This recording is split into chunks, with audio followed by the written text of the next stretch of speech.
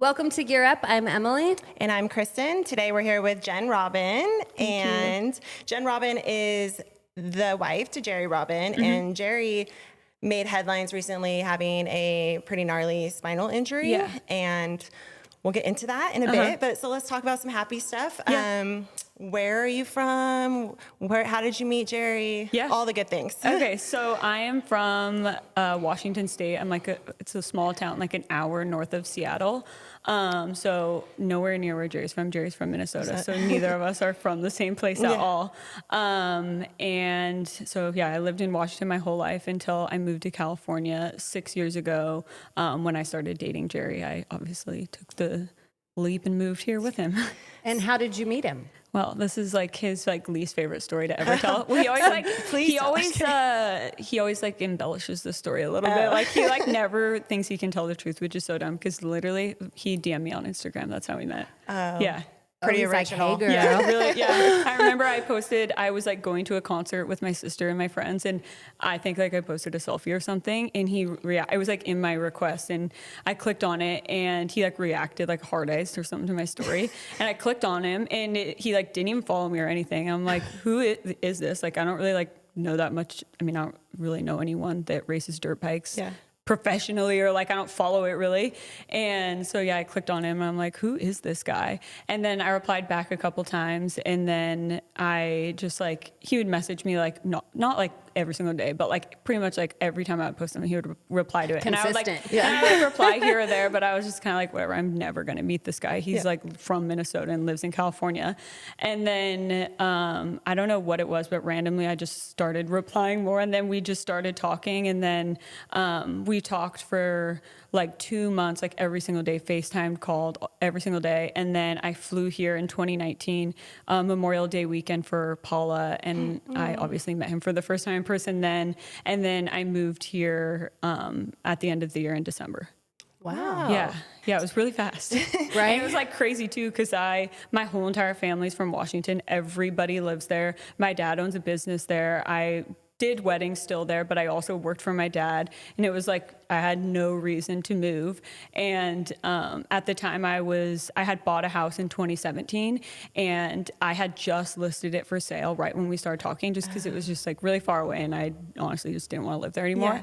Yeah. And I didn't know what I was going to do if I didn't really want to buy another house, because I just felt kind of stuck, I guess. Mm-hmm. And then, so yeah, I listed my house and we started talking right away. And then, yeah, so I came to California Memorial Day weekend, and then I saw him again in July. I went to Redbud, and a couple of weeks after that, my house closed. And I had told everyone when I came back from the race, or when I came back from Paula, I was came home and I'm when my house sells, I'm going to sign a 6-month lease, and then I'm going to move to California at the end of the year. So you knew. And literally did. Yeah. And everyone was I remember I was telling I worked for my dad, but some of the coworkers in my office, they were just kind of yeah, okay, whatever. You know? Yeah, let's see. And then, yeah, my house closed in July. I got a 6-month lease, and the day after Christmas, we packed up all my stuff and drove to California. That's cute. And then how soon did you guys get married after that?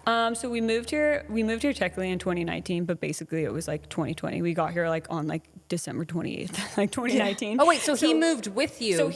So when we met, this was his first year full Supercross, and he was staying in California for Supercross to do 250 West. And so when we met, he was going to go back to Minnesota for the summer so he could drive to all the outdoors. Mm-hmm. And then he didn't really have a plan before that. And then once we both decided we wanted to be together, it was kind of one of us has to move. And also, yeah, it was we're not going to move to Minnesota, and what are you going to do in Washington? Yeah. So, yeah, and we just both moved full.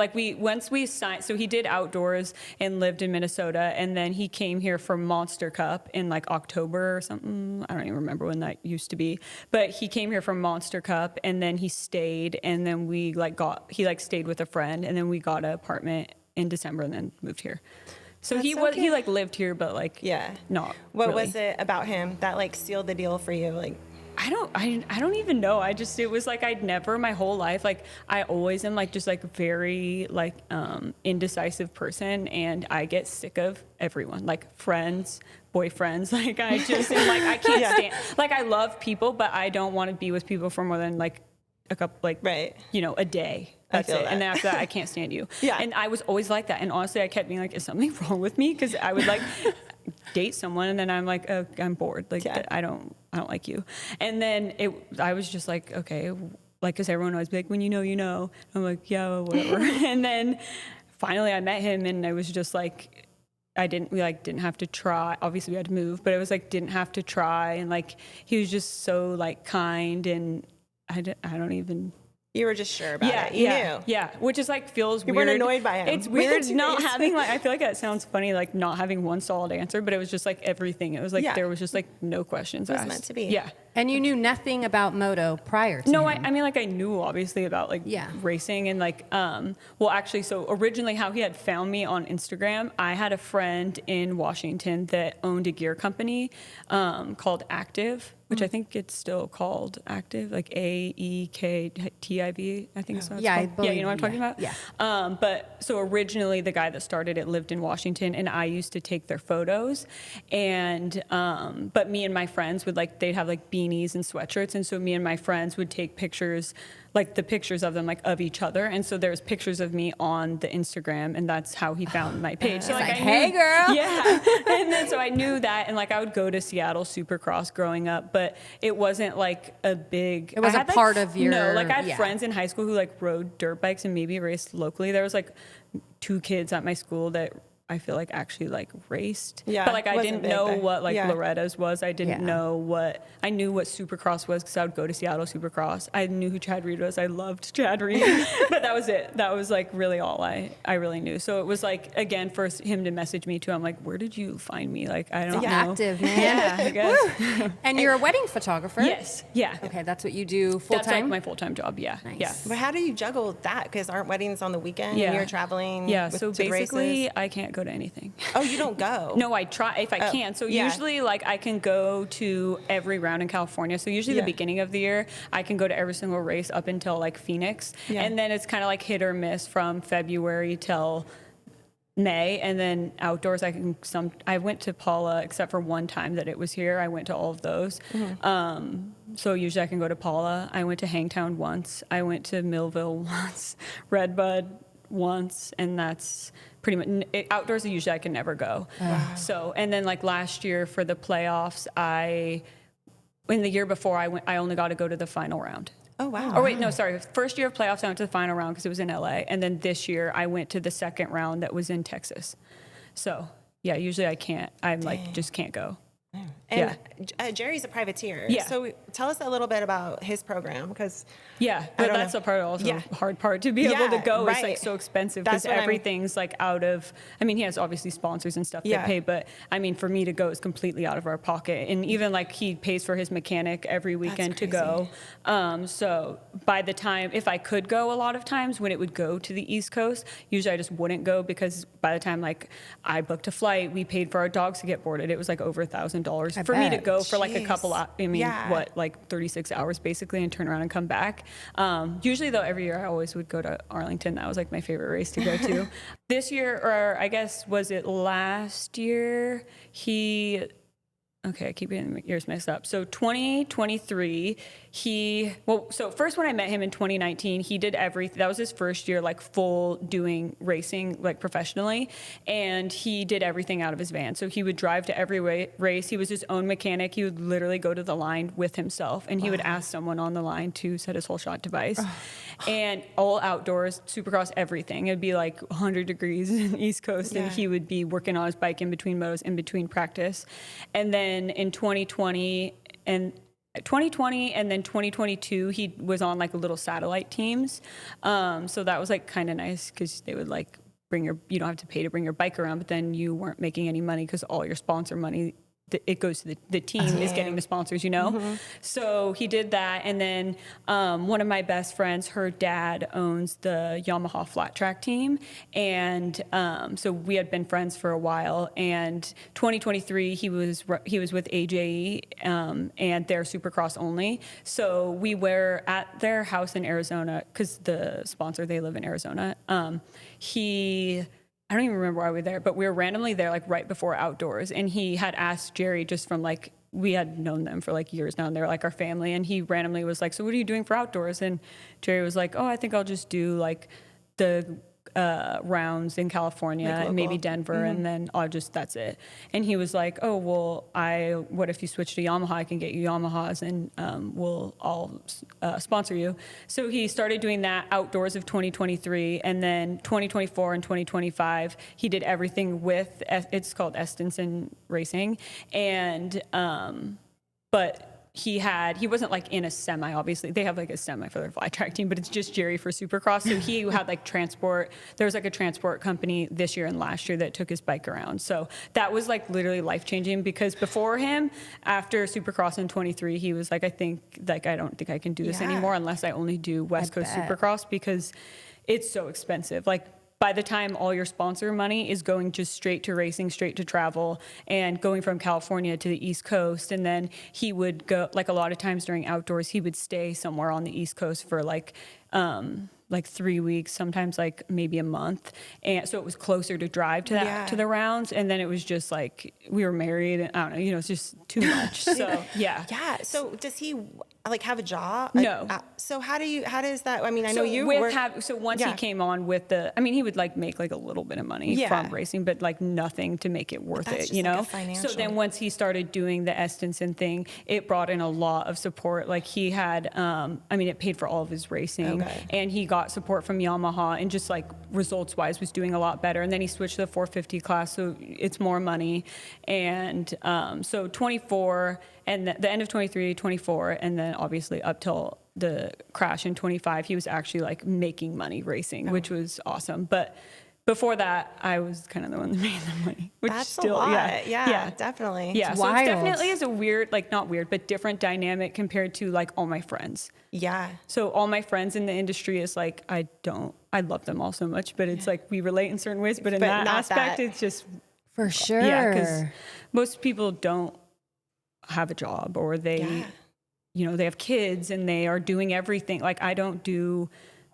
I go to the track sometimes during the week, but like I said, can't really always go to races and you gotta work full time. Yeah. So do you see like a divide between like the privateer wives and the factory wives, or like I don't know? I don't know.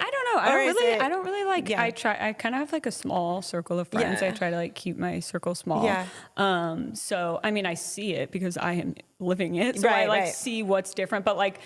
No, it's not like they're like treating you differently or anything. No, it's not like I will say though, when I first came into this, I remember I met a girl and she was like, be careful like who you're friends with. Not everyone like wants to be your friend, basically type of thing. Yeah. And I came from a small town. I went to the same high school from kindergarten until I graduated. I lived there till I moved. And so I've known everyone my whole life. It wasn't like that. It wasn't like there wasn't cliques. Like if people didn't like each other, it was just like whatever. You didn't like them. I guess it wasn't like a really big deal.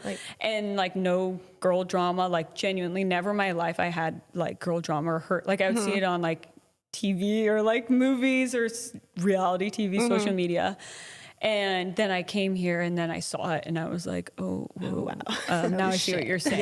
Yeah. So I felt like at first a little bit, I noticed that it was kind of like I would see the way that people would be towards people who had like a cool name or they had something cool about them. And I didn't. I was like, my husband he wasn't a factory rider. I'm just me. And it was for the first time in my life, I came in this, I'm like, oh, this apparently around here, it matters who you're married to or who you're dating. Or who you know. Yeah, where I'm like, what about me? Like, I don't know. That was weird for sure. Right. But I learned like pretty quickly that I'm like, oh, I don't want to. You don't want to be like, and you're there for him. I'll be nice to people, but like I don't want to be friends with everyone. Yeah. And I instantly, and like seeing my best friend Riley Faulkner, I see the way that people act towards her, like how it'll like someone will come around, I see him like just like I mean, obviously she's beautiful and she's cool and she really is, but I see the way that people are like to somebody who is like cool, you know what I mean? And I see what people do and like the way they just like, it looks like a guy, but it looks like a guy staring at a hot girl, except it's girls with another girl where I'm like, oh, I see what you're doing. You're weird. I don't like that. Yeah, they're hating. I see it. Yeah, so For I feel sure.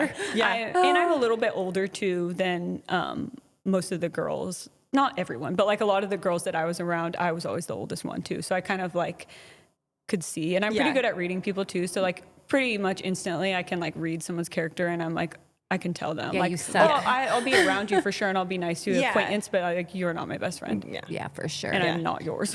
Right? Is it clicky or? Kinda, but it's just like not even clicky. It's just like dumb. I don't even know how to explain it. It's just like, oh, you don't like so-and-so. Well, I don't like, and it's like no one has a reason why they don't like each other. Like it's so dumb. And then Like it's like hearsay or something? yeah, it's like, you're friends with her. Well, I don't like her, so I hate you. Yeah. And Yeah. then you know, blah, blah, blah. And then it just is like the whole thing. I'm like, Stupid. It's high school. I don't even know you. I've never even said a word to you. Right. That's where it's definitely odd. Like, Yeah. like I said, coming into something being like born and raised in a small town. Yeah. And then I'm like, what? This is real? Like For the stuff on sure. TV is real life? Absolutely. I feel like you're genuine if that stuff's not normal. Yeah. Right? I mean, You're I like to "Whoa." think so, but I was honestly at first when I like came into it, I was kind of like, whoa, am I like, Is it me? yeah, kind of, you know what I mean? Because I was like, I'm like, oh, why No. can't everyone just like be friends, like be around each other? And then I was like, whoa, is this like, am I the one that's, because I want everyone to be friends? Like, is that me? And then obviously I realized I'm like, actually, I literally don't care. Right? Who But you found your cares? girls and you got your circle. and the people that we've met are literally like family. Like they are so, I've never had like, God, I already feel like I'm gonna cry. Gotta get my toilet paper roll. Hold on, I don't know where I put it. The people that we met are like family. Right. And yeah, so. I bet. Okay, so I know you mentioned that you don't go to all the races. Yeah. You go when you can because you work. But what would like a normal race weekend look like for you and Jerry? Like if I was going? Yeah.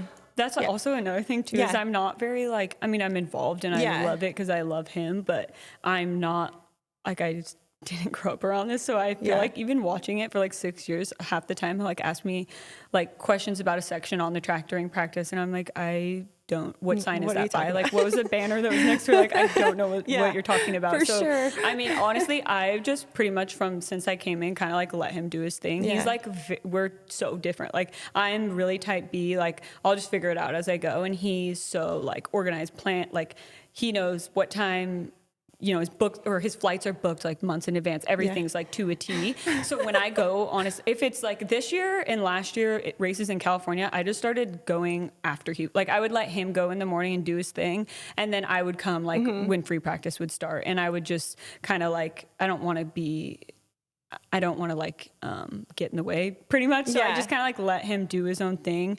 Obviously if he needs anything, I'm there to get it, but I'm not like really, I don't like clean his helmet or like, you know, do all that stuff. Like I said, if he needs something 100%, I'll be there and give it to you. And I'm there obviously for you, but we don't really like have like, I don't have like a set routine or like a set job. I just let him do. You're not doing the tear off. No, nothing. I remember actually one time in 2020, I went to, it was when like it was like COVID. So when all those races were like all over the place, and I went they had an outdoor, like a national at Loretta's. And that was like my first time ever going there, but I forget if it rained on race day or if it had rained the day before, but it was like really, really muddy and it was really hot. And I offered to wash his bike in between motos, and I was wearing a white shirt, and I remember I was like pressure washing it and I had mud like all over me, and he was like, just stop. He's all Right? Yeah, nice try. Yeah, I'm like, that was in the really like RV. honestly the only time that I tried. I mean, like I said, if it was a race that was home that we could drive to, I would just let him go in the morning. And then, because when I used to go with him in the morning, it was kind of like I felt like I'm like, oh, I want to like get a coffee on the way. Yeah. And like, well, wait for me, you know, where he's like, I want to go here for breakfast, and we're always going here, and like this is what time we're leaving, not a minute late, not a minute earlier. And so I was just like, whatever, you just Like, go do your on, thing. yeah. Those are long days And then too. a lot of times too, when I started, like This year, I guess honestly, the only race that I flew to this year was the race he got hurt at. And I was there. which also was like a miracle that I was there. Right, But my for friend sure. Riley, I had flown to see her that week in Atlanta, and we flew together from Atlanta to New Jersey, and they were staying like right next to us in the same hotel. So I went with her also in the morning that day. Like I didn't go with him to the track. So it was just kind of like I said, I just always kind of like let him do his. I mean, there's like, he's doing his thing. It's not much and it's for different you to do. too, like in I think that kind of setting, because it's like he is so much more like hands-on with like his bike, not just like his riding. Like he's very particular. He knows how to work on his bike too. So like he has a mechanic that on race days obviously does everything, but he is like really hands-on and likes to be hands-on. So it's like there's not really like much like sitting around where I'll get him food, like the transport team or whatever, they would have food. So like I would make him a plate of food or stuff like that, but nothing. No like crazy routine or I see rituals. some of the wives are like go to every practice, like they're and training. that's so awesome. And I mean, if we were, that just like isn't our dynamic in our personal life either. Like we are both super independent. Like I like doing my own thing, and that's why I think we work so well, because I like doing my own thing. He likes doing his own thing, and he doesn't like want me to do his laundry. He doesn't want me to wash his dishes. Like it's really great. I know everyone complains. No, I know everyone complains about their husbands. So I'm like, wow, I'm like lucky. I don't have to relate to that. So it's just, we just don't have that dynamic at home anyways. Yeah, so, it's perfect. Yeah, but if that was, when, like I said, I'd never want to sound like I'm like being a hater or something to any of those girls, because that is like so awesome. Everyone just obviously has a different relationship dynamic in their personal life too. So absolutely. I would always think too that the industry would kind of suck you in too. You know what I mean? So I think it's probably good to like keep doing your own thing. Yeah, and I'm so busy that I couldn't if maybe I wasn't as busy, or maybe if, obviously he was making way more money and I didn't work as much, it would probably be a lot different. And also I think like for a lot of people, their race day is a little calmer. Like the guys get off their bike and they go in the semi and they go in the lounge and they can sit down. Like we don't really have that. So it was kind of like, what was I going to do anyways? It's kind of crazy. Like when you talk about all these things, all the luxury, like, that they it's so are dumb. able like to you do. think about the luxury of like, things. oh, you get to sit inside a semi if it's cold. I mean, they had this year, there was a semi with a lounge, but it was a transport company. So it was a bunch of like different privateers, and it was like a little tiny like thing up there. You don't have a motorhome. I just felt like bad to like go up there, because it's not like I'm not the rider, obviously. And Jerry wouldn't really go up there anyways. But like on races that it was really cold, or like races that it was hot, that's when it like really sucks, because where are you gonna go? No motorhome, definitely no lounge, no semi. No. Wow. Yeah. So definitely. Crazy. Very different. Yeah, really sure. different. I'm like, I don't even know how they do it. I'm like, how do you like hate? You like hate it, but you like love it. So I'm like, why do you do this? It's the sport. It's the craziest thing. I don't know. Like, I trip out too. My brothers played basketball, and it was totally not like different. That. It's air conditioned gym. And, training. You're inside. So let's talk about April 19th. It was New Jersey, right? Yeah. Hold on. If I stop my tears, they won't come out. All right. Yeah. Take your time. No, I'm good. You good? Yeah. So during qualifying, what happened? So it's actually really crazy. Like I said, that day I didn't go to the track with him in the morning. So the morning of, it's really weird. Like when I like replay the day, I remember like every single, like I feel like I remember every breath I took, like from like the moment I woke up, when obviously nothing was wrong. But it feels like, I still feel like it never happened. But, so that morning, I wasn't at free practice. And also it was like a miracle that I was even at the race, because before this, I had been to all the rounds in California. I was at Phoenix, and then I went to Seattle, because that's my, like, where my family lives. So like my home race. And, I was maybe going to go to, it was either Denver or Salt Lake I was able to go to. And then there was like 2 other East rounds that I could go to. There was like 2 out. I was deciding between whatever was the week before, which I think was Philly, I believe. I could be wrong. I think it was Philly, and then it was New Jersey. And I had both those weekends off. and I was deciding between the two. And then I got to a point where I'm like, oh, it's so expensive. Like maybe I just like won't go. And then my friend Riley had just had a baby, and we were like, oh, that'd be fun if I flew there because her husband was doing East Coast. And so we were like, that'd be fun if I flew to Georgia and then met the baby and hung out there for the week. And then I just fly with you to the race. So we had just picked New Jersey because we're like, oh, we can go to like New York City. It's probably a lot more exciting than going to Philadelphia. Mm-hmm. And it was kind of last minute too. Like it was only like a few weeks before that I booked my flight. So it was like honestly insane that I was even there. But that morning he texted me. Free practice went, and he had texted me right after and was like, oh my God, I just almost had a career-ending injury. And he was like, I almost had a career-ending injury, but I saved it. And then I was like, oh, whatever. Like, again, like no gut feeling, like nothing. Like he's pretty like, I mean, everyone has like a stupid crash here or there, but he's like pretty, I feel like makes like, a couple of years ago, definitely when I would watch him race, I would get way more nervous because I feel like he would like make decisions too fast. Like during racing, not so much qualifying, but like I feel like he would like he wouldn't wait to pass or like something dumb, you know, and then crash, and it was stupid. But after like the last few years, he's been like very consistent, very like, if you watch him ride too, it's like funny because he doesn't like look like he's trying. And a lot of times like during the week at the track and stuff, I would watch him and I'm like, obviously he's not going slow, but he just looks like he's not trying. And then you have these guys out there that are like flinging the bike all over the place and they're like, whoa, they're going so fast, but he's like going like seconds faster than them. It's just like the way he rides is just like very like, smooth. I don't know what the word smooth. Yeah. And so I got to the track and he was literally getting on his bike. And like practice was about to start and it was like super far from the pits to the stadium to watch. And so when we had got there and I asked Riley, because 250 went first, and I was like, oh, are you going to go up for practice? And she was like, no, it just starts. By the time I get up there, obviously it's like going to be over. So I was like, oh, whatever. So I was maybe not going to go up there again. And I like went to see him when I got there, put my stuff down. He's literally leg on the bike, getting up to like going up to the track. And I went up there. I was like, also it was like just a really weird like setup stadium. And I normally like right when you walk in from the pits, you're in industry seating. And like usually there's like, I'm not always sitting next to someone but I look around and there's like people I know. And I was in like the most random section. I knew it was all like fans around. I didn't know a single person, and I was sitting by myself and I watched 250 go, and then 450 went. And I think maybe he did like, I could be wrong, but like maybe 2 laps, maybe 3. It was either like his 3rd or 4th lap. He looked like fine, like nothing looked sketchy.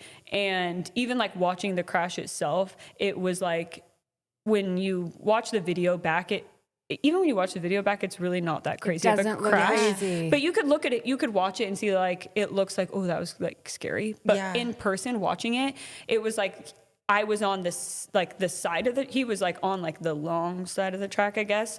So I was like watching it straight on, but I was on the other side of the track. So it was like, I couldn't see, like if you fell, I couldn't see over the jumps, like in that section. So I watched it and he was like crashing as he was crashing. And normally when he does that, I feel like they like usually can save it or maybe like help it so they're not gonna like get hurt. Maybe they'll crash, whatever, maybe like something not a big deal. And so I watched it and I like stood up and I was like, oh dang, like Jerry went down. And then I waited a second and then I like sat down for a second because I thought he was just like gonna get up really quick. And then I sat down and he didn't. And then I got up again. And then I wasn't freaking out. Like I really genuinely never thought it was like anything bad. I thought after like a little bit that he hadn't got up, I'm like, oh, he must have hit his head. And then he still didn't get up. And then I was like, oh, I'm going to go back because I'm going to either have to probably go to like medics or maybe he'll be back at the rig. So I like started walking and my phone rang and it was, oh my God, sorry. Sorry. Okay. And then my phone rang and it was Christine Beneda, which her husband is the like Supercross chaplain. And I know them, but sorry, I hate my crying voice. No. I know them, but I know them from Austin and Riley. So like I met them. I met them sitting in the hospital the year before because Austin had got hurt. And that year, she texts like all the wives the race day schedule and like where like the suite is for the moms or whatever. And that year, for whatever reason, I was like on, so she had my phone number, which like I'd never had her phone number before. So I would get like all the day of or whatever day before info of the race. And so she called me, and then my stomach dropped, and I answered the phone, and she was like, do you know where the elevators are? And I'm like, no, I don't even have a credential. I have a wristband, because I never go to the races, and it's like $700 for a credential. So this year I didn't have a credential. So I'm like, no, and I can't get anywhere because I don't have a credential. And she was like, okay, well, where are you? Go wherever, blah, blah, blah. And so I'm like running around all these tunnels. And then she's like, I see her, and then this like huge elevator opens, and there's like all these people in it from the industry. Like, I don't even know who was in the elevator. And the whole time I'm just like, oh my God, Jerry broke his leg. He has to have leg surgery. That was like what I thought. Like, usually that's like the bad thing at Supercross. Like a Like, femur. broken leg. And I asked her if she knew it was wrong, and she was like, no, but I don't remember exactly, but I'm pretty sure she was sitting with Paige Craig, and I know Christian had broken his back before, and I think that she told me that Paige, like when she was next to her, saw it and saw Jerry's legs, like what they did when he crashed, and told her to call me. And then Jake, her husband, was down on the track, so I don't know, whatever. So she called me, and she didn't know what was wrong. I kept asking her, and she was like, I have no idea. We just like need to get down there. And then we got down out of the elevator and to the tunnel of like the side of the track, and they had him on the board, and they were bringing him off, and he came out and looked at me, and I mean, he didn't even like have a tear in his eye, nothing, just looked me in the eye and said, and I was like, what's wrong? And he's like, I'm paralyzed, I can't feel my legs. Oh my gosh. And I was like, no, you're not, it's fine, like maybe it's just like really quick, no, you're not. And he was like, my life is over. And I'm like, no, it's not. So we like go run through the tunnel, and I think at this time they had him on like the mule or whatever. Honestly, I don't really remember. And I just remember we were like running everywhere, and we got out of the tunnel, and like obviously didn't go to the medics, and like got straight in an ambulance, and there's like all these people around the ambulance, and like I'm like, I don't have anything. I don't even know what's going on. I don't even know where I am. Like, I'm not from here. I went to New Jersey for a race one time, and I've never been in an ambulance ever in my life. And we got in the ambulance, and then like all these people came over and like handing me like the fall card from Feld or whatever, and like handing me papers. There was like medics in the window. Christy was there. Riley was there. And then we just got in the ambulance, left, and then at first they let me go in the back of the ambulance, and I don't even know like what I was thinking. I was just like, whoa, like when am I gonna wake up? Yeah. And then we pull over, and all of a sudden, like all these people rush in the ambulance and like, get in the front. You can't be back here. And I got in the front, and I was like shaking out of control. Like my body had never done something like this before. It was like, when people are nervous and like, which I've probably been doing, but like bouncing their legs. But it was like my legs were like shaking like this, like non-stop. My whole body was shaking. And I called my mom because I'm like, I don't know what to do. And it was like, I think like 10 or 11 in New Jersey. So it's 3 hours ahead. And I called my mom like 10 times, didn't answer the phone, finally answered. And I was freaking out on the phone. And she's like, where are you going? What hospital are you going to? And I asked the ambulance driver, I'm like, where are we going? Or he said, wherever hospital we're going. And my mom's like, tell him you have to go to the best hospital around. Like, go to the best hospital. And I was like, is this the best hospital around? And he was like, I don't even remember. He was just like, kind of like, I don't know. And I was like, great. Like he was like, probably like, God, this girl is like bawling her eyes out on the phone. She's shaking. Like, She's freaking out. And he was just like dead serious. I'm like, all right. So we get to the hospital, go inside, or they take him immediately back into imaging. And then they took us I was like in this random little room. And then Jake and Christy, they came, and then they, they did the imaging, and then I think someone came in and they were like, I think they had done, I don't remember what it was, but like either an MRI or a CT. They had done one, and then I think maybe an MRI first and then did the CT, but they came in after the first one and they were like, we have to do whatever imaging, but he's going to go into immediate surgery. And then I'm freaking out too, because I'm like, again, I'm like, I don't know where we are. This is like someone's like, I know back surgery is like really dangerous, and like I don't know anything about like any of this at all. And any time since I've been with him, any surgery has been like, we picked the surgeon and like we kind of like knew what we were going to show up to, you know, it's like prepared a couple days, week in advance or whatever. So I was like freaking out. And then they took him, they did the imaging, and then he was like instantly in the whatever the room, I forget what it's called, but whatever the room is before you go into Pre-op. pre-op. And they had him in there, and they brought me back there to like say whatever to him. And the surgeon, I don't even remember like in that moment. I don't think they told me like what exactly, maybe they did. That's like the part I don't really remember. If they told me like instantly after imaging what had broke, or if it was when he was in surgery. But either way, I'm like, I don't know what like I mean, I know what your vertebrae are on your back, but like there's a lot I don't know, like when they're like saying like T whatever, and I'm like, what is, I don't know, where is that? And then so the surgeon was like the nicest man ever. He was like, held my hand, and I just remember I was like, please do the best job you've ever done. And he was just like, looked at me like, he looked like he wanted to cry. And he was like, said a prayer over Jerry. And then they took him back. And it was just like so fast. Like from the moment that he hit the ground to the moment he was in surgery, it was 3 hours. So it was like, everything was like fast. It was like, you can't think. And then my mom or my brother, he had a friend that was it's really close to New York City. So my brother had a friend from high school that was a doctor in Manhattan. So my mom was like on the phone with him, like, is this a good hospital? Is this like where they should be in? He was like, it was like the #1 rated trauma 1 hospital in the state of New Jersey. So I'm like, okay, great. That's good at least. Yeah. And then I'm like, what's the doctor's name? Like, I need to Google this guy. Like, who is he? And then, sorry, my lips feel like disgusting.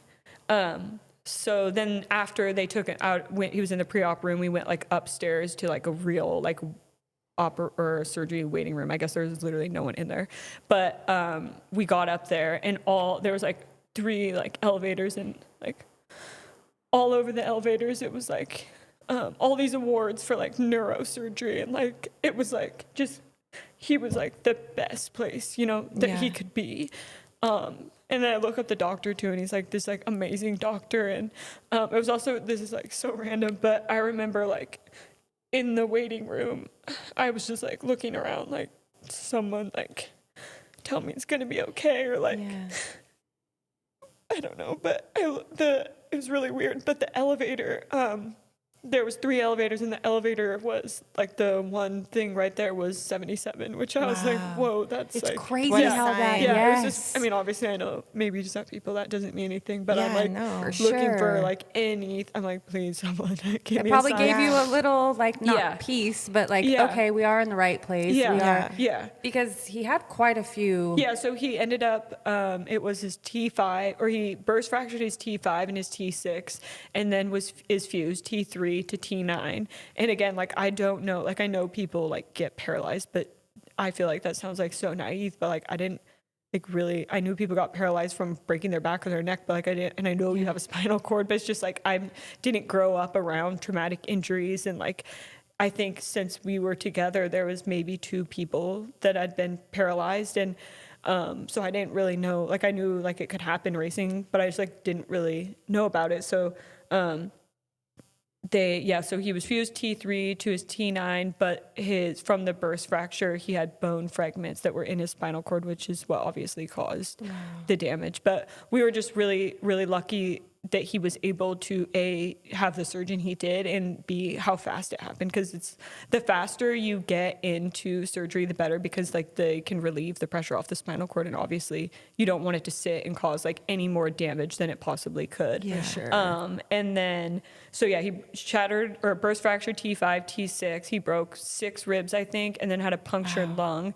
It was either Sunday morning or Monday morning, the surgeon came in and for like the follow up or whatever. And well, because Jerry had to ask me like, why the next morning, why do I have a neck brace on? And I'm like, I don't know. Maybe that's just like what you do. And the surgeon like finally like came in or whatever to like follow up. And he was like, oh, I need to get some more imaging on your neck to make sure it's like good to go. Or no, it wasn't the surgeon had came in yet. Like a different doctor came in and they had said, like kind of like a game plan basically. And he was like, we need to have the surgeon look over more imaging for your neck. He was like, my neck? He was like, oh yeah, you broke your C2. And it was, thank the Lord, it was like just like a really, really small break, because that is like, I mean, obviously that's so high up in your neck. Yeah. A lot of times, I mean, a lot of people die when they break their C2, or you have to be on like a breathing thing, or even if you're not on the breathing thing, you are quadriplegic. Yeah. So we were both like, holy crap. Like we were just like. Does he remember the accident? He didn't hit his head. He remembers. So he remembers. Everything. Yeah.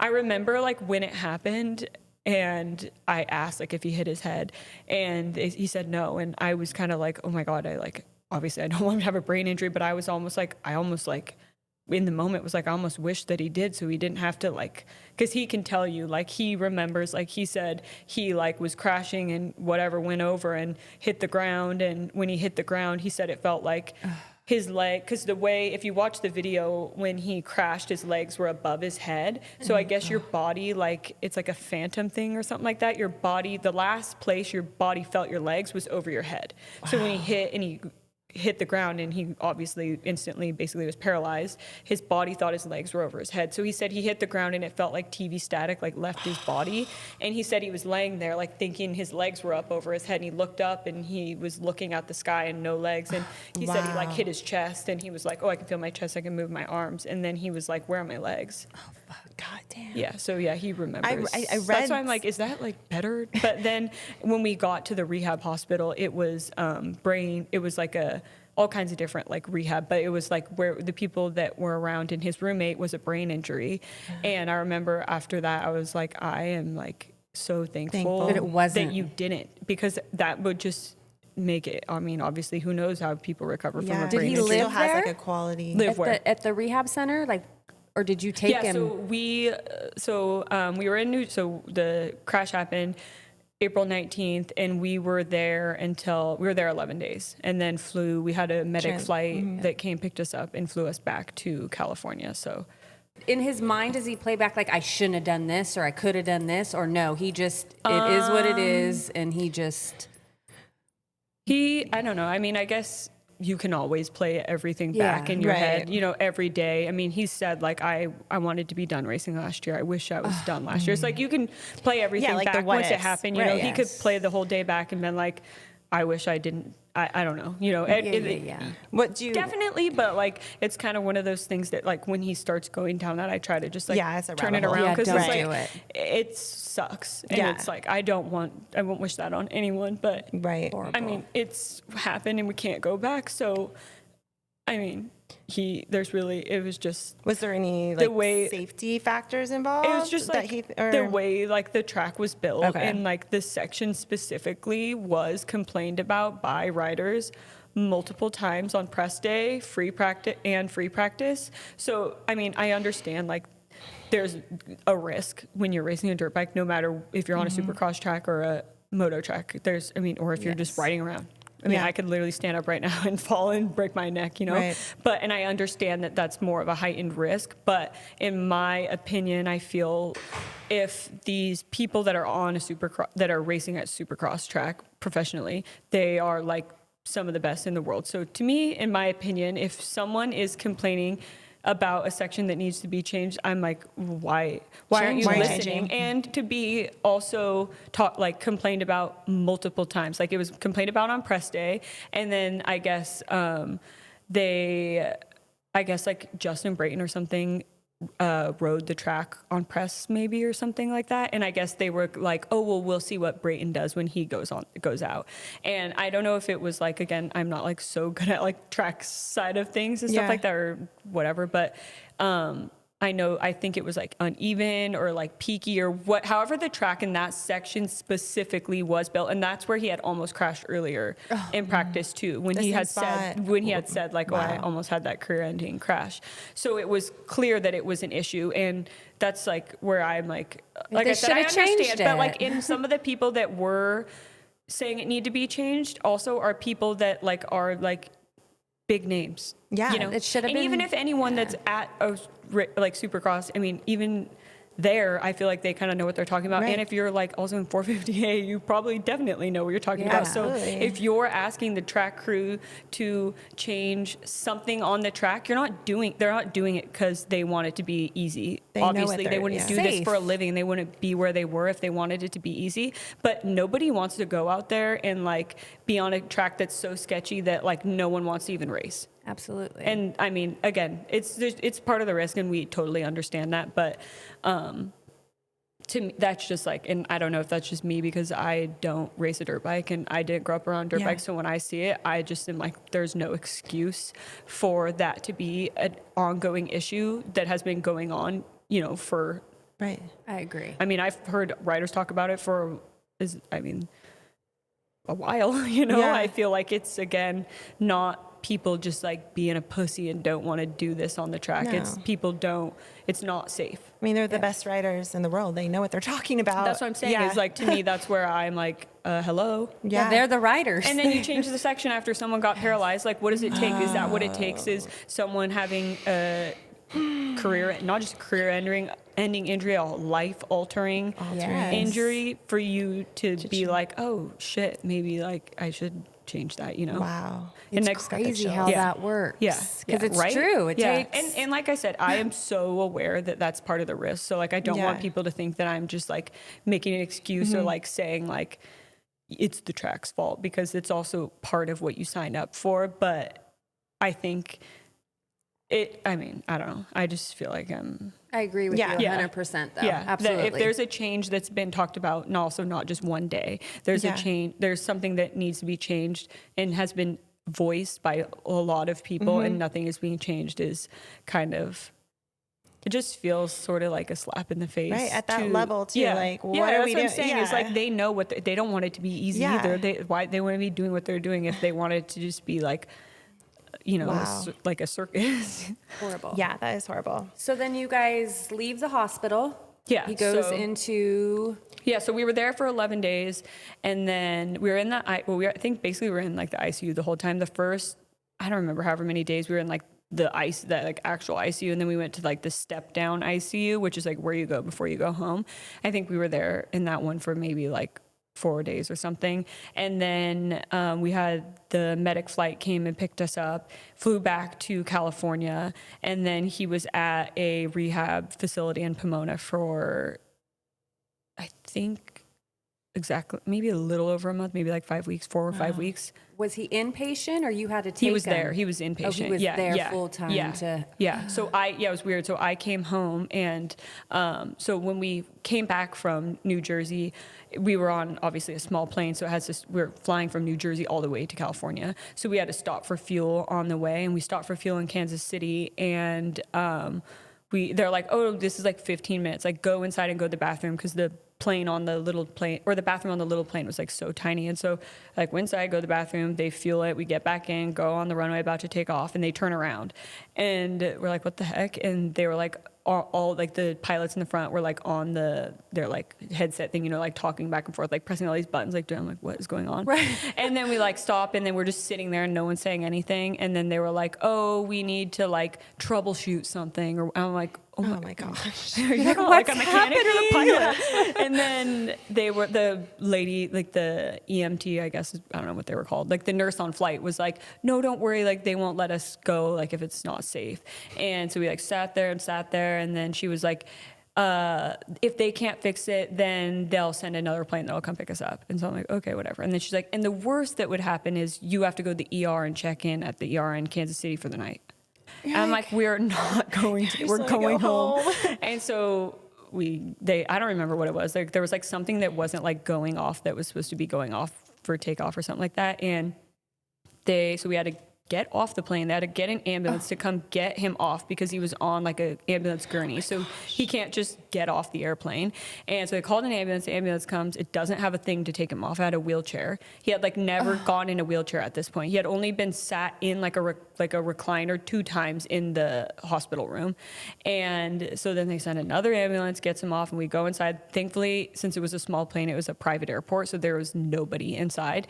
But we sat there for 8 hours. What? And then another plane came and got us. So the plane came and got us finally at like, it was like midnight Kansas City time. And then we finally landed in Ontario at like 2:15. And then by the time we got like off the plane in the ambulance to the rehab facility, we got there at 3 a.m. So I like go in there, they put him in the bed basically, and then I left and went home. And one of my friends had drove my car that day and left it there, so thankfully I had my car to drive home. But yeah, it was so weird. It was like when we were in New Jersey, I slept in the hospital room every day because I had nowhere to go. Yeah. And then we dropped him off and I was like, bye, I guess I'll go home.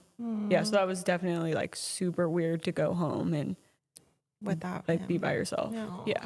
And that's where he did all his he did all of his like therapy. inpatient rehab at Casa Colina in Pomona. Did the like surgeon or doctor give you like a prognosis, or was he just like paralyzed? No, so we were what did they tell actually, you? so I always tell people this, like we were so blessed with the doctor that we had because he was so like positive and hopeful. And a lot of people, since being in this, like people that we've talked to that have had a spinal cord injury or have had like a family member with one, everyone always says how the doctors are like no hope, like basically like you have a spinal cord injury, you'll never walk again, the end, like that's it.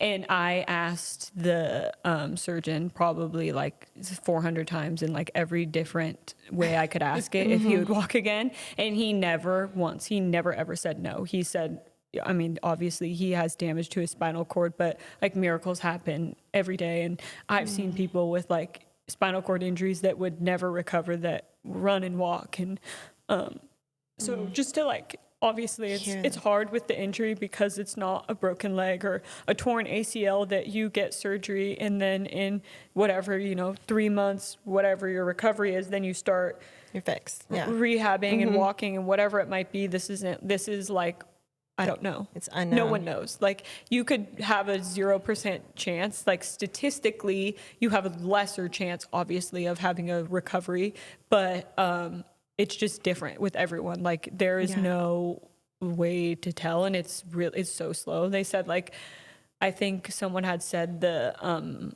your nerves or whatever in your spinal cord grow like 1 millimeter or something like that a week. Like it's very, very, very slow. And it takes starting at 3 months for the swelling to go out of your spinal, like to start going down in your spinal cord. So it's just like the slowest process ever. And you just don't know. But we just were really lucky that the people that were around us were hopeful people, because I could imagine if you were in this situation and you had people around you that weren't hopeful, that it's like the rabbit hole that you for sure who wouldn't go down there, And the doctor that he had at the rehab facility too instantly was like pretty much like, oh, like he made it kind of seem like it was like no big, like it's a big deal, but kind of was just like kind of like nonchalant, and it made me like feel like so much better. Like, oh yeah, okay, here, like maybe we like in my head I'm having all this hope and everyone's telling me all these things, but I'm like, am I like gaslighting myself, and you don't know.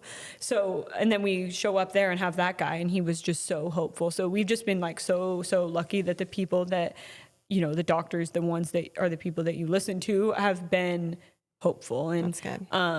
The doctor in New Jersey and the doctor as well here in California, both of them were like more like, I don't know if holistic is the correct word, but more about like regenerative medicine and doing things like more like also natural ways. And like, that was a big thing too, because that was like kind of our stance already on like medical stuff.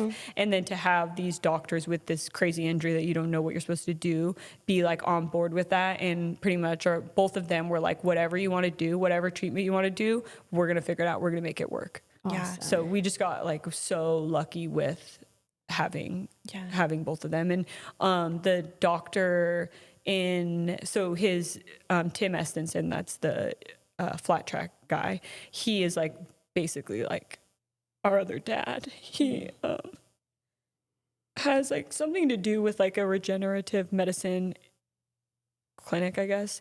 And from like day one, he was like, we need to get Jerry, he needs to get stem cells like now. And we're like in New Jersey, and they're like, how do we get him out of there? And we're like, I don't know. I don't know anything. And they were like, but it was cool because like the Tim, the stem cell doctor, and the surgeon, they're all on the phone together. Like the surgeon was like, I was like, can I give these people your phone number? He's like, yeah, whatever you need. Like, we're going to figure it out. So they're all on the phone, like making a game plan. And then obviously you can't just like leave the ICU and go get stem cells. So, we came back to California, and then we brought it up to the doctor, and he was like, yep, let's get you're going to get stem cells. What do we got to do to make it happen, basically? And he had said like, so I think it was 4 weeks from the date that he got injured that he ended up getting the stem cell treatment, which is like incredible, because I think that you want to do it, and I think it's called the acute phase of your spinal cord injury, which I believe, I could be totally wrong, so don't fact check me. I think it's like within a year, but the sooner the better that you get them.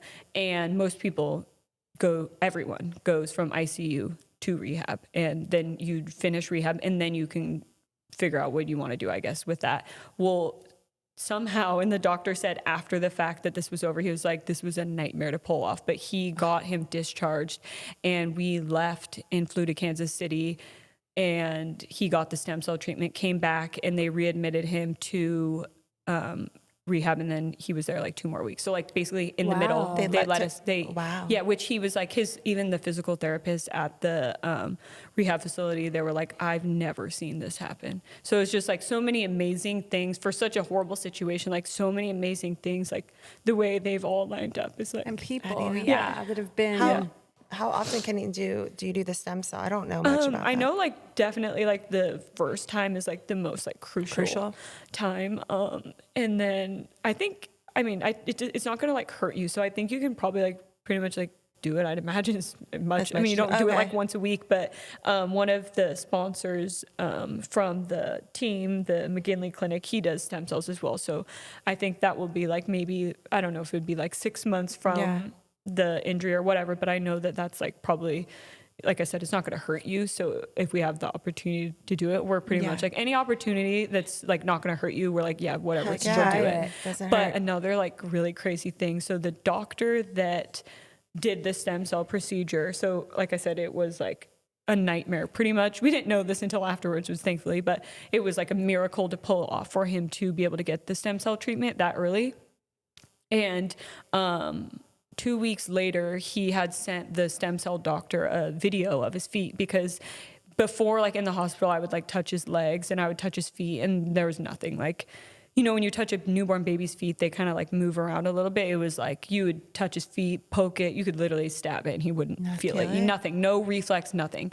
And it was 2 weeks from the stem cell procedure, his feet were like so dry, and I don't know if it was from like, cause he was wearing compression socks or like just not taking like cause they would like give him a shower, but it wasn't like regular soap and like, you know, it's like hospital stuff. It was like his feet looked like a desert. Like it was sick. And so I remember they had like these, like, they looked like litter boxes. I don't know what they were, but I filled it up with water and I was scrubbing the dead skin off of his feet while I was doing it, and his toes started moving. And it's like, it's a reflex, but still I was like, we hadn't seen that. And so we took like a bunch of videos and stuff of it, and it was moving his ankle and stuff like that. And so he had sent it to the stem cell doctor, and the doctor was like, oh my gosh, like, I can't wait to see where you are in a year. That was Saturday. On Sunday, the doctor died. Oh. Yeah. Wait, the I did stem, not the stem cell think you were doctor. going- you just went with a way Whoa. That's what I'm curveball. saying. It's just like, no, this is what I'm meaning is like like all these insane, like meant to be What? things, like everything that was like meant to be was so meant to be. Like the doctor that was able to do it and make it happen. Because if we would have waited 2 weeks when he was out of there, we wouldn't have been able to go do that.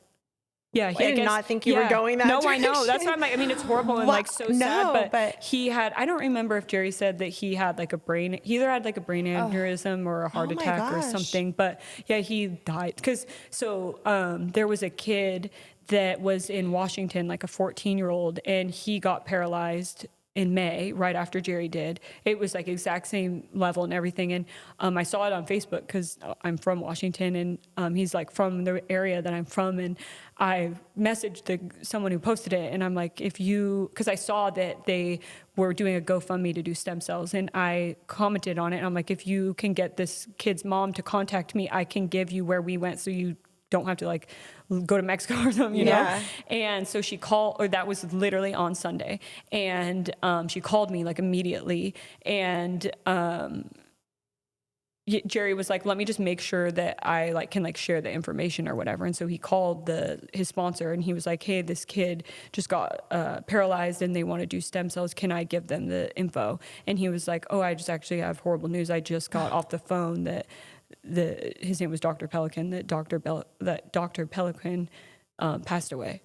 Wow, that's crazy. And like they said that Jerry was the last person that he did a treatment on. Wow. Yeah. Yeah. So it's like I said, like horrible situation, but like all these amazing things in the way that they have happened is like, wow. Where every time I'm like, whoa, this is like I said, like from the beginning, like the elevator thing, it seems so silly, but I'm like, any sign. For sure. You being there was the first sign. Oh, yeah. And now being a privateer, I mean, in moto, you don't have health insurance. So No, he thankfully, I mean, he doesn't get it obviously through work, but he has it because obviously considering the sport. Yes, I mean, thank God though. He had like, just torn his meniscus in October, and he's had some like really weird things happen. Like in 23, he crashed at Washougal and scratched, like it was like knocked the wind out of him. Like it was a pretty big crash, but like he only had a scratch on his elbow, and he flew home on like race was Saturday, flew home Sunday, and I was flying home on Monday. And Monday morning, he texted me and he was like, I'm so confused. I think I broke my elbow. And he was like, but I don't know how, because like it never hurt. And he sent me a photo in the mirror and his elbow was like this big. And he was like, I don't know, like he crashed obviously. So he was like, I must have broken my elbow. And then he was driving from, Murrieta to San Diego to come pick me up, and I was like on my flight, and he was texting me and he was like, I don't feel good, something's wrong with me. And I'm like, maybe you're like just being dramatic, like a guy, he's like super like whenever anything's wrong, he like instantly is like, oh, I'm gonna die. Like he's like one of those. So I was just kind of like, oh my god, no, you're fine. Like I don't know what it is. Maybe you're just really tired from the weekend and your elbows hurt, but you're fine. And then one of his friends, Jeff Walker, his dad is a doctor, an ER doctor, and Jerry like always texts him anytime anything's wrong. And he's like, what's wrong with me? So he like texted him the photo and like told him how he felt. And the guy was like, you need to go to the emergency room now. You're probably going septic. oh, fuck. So then he picks me up at the airport and he's like driving home. He's like, I like can't see anything. I'm like, oh my God. So we go to the ER, goes in, turns out he was going septic. From the scratch on his elbow, he had got MRSA and it went into his bursa sac in his elbow. Oh my and he was like starting to go septic. Yeah. So, anyways, he obviously has had weird things happen. Plus, racing dirt bikes, you have to have health insurance. So he has health insurance, thank the Lord. And also, it was an emergency too. So it's like all of that stuff is like covered. And we've been looking at on insurance. We've been getting all the claims submitted, and we keep going on his insurance and looking at it. And it's like, obviously, we don't have to pay this out of our pocket, but it's like well over $2 million. Oh, I imagine. Yeah. Wow. And just the surgery itself, it was like, there was one bill from like the hospital that was like 200 something thousand. And then from the surgeon, it was like $588,000. This is just the surgery. The surgery. Well, and then there's like the ICU stay. Plus like every time a doctor comes in, it's like 5,000, because we keep looking at everything just because it's like mind blowing. It's like you click on it and it's like doctor follow up and it's on like April 21st. And I'm like, what? Like they literally came in the room and asked how you were doing. And that was $5,000. Yeah. So, and I'm sure all the rehab is so expensive too. Yeah. And stem cell. So thankfully he does have insurance that's covered through it, but obviously, it's not like he's making like tons of money. And even the guys that are making the most money in the sport, if something like this happens to them, it's like, even the ones that obviously they're pretty good to go for life, but they aren't like, hundreds of millionaires, like, most professional athletes think they would offer health insurance. Through I know like if you get hurt at a race, they have like a policy that helps cover, but it's like $50,000.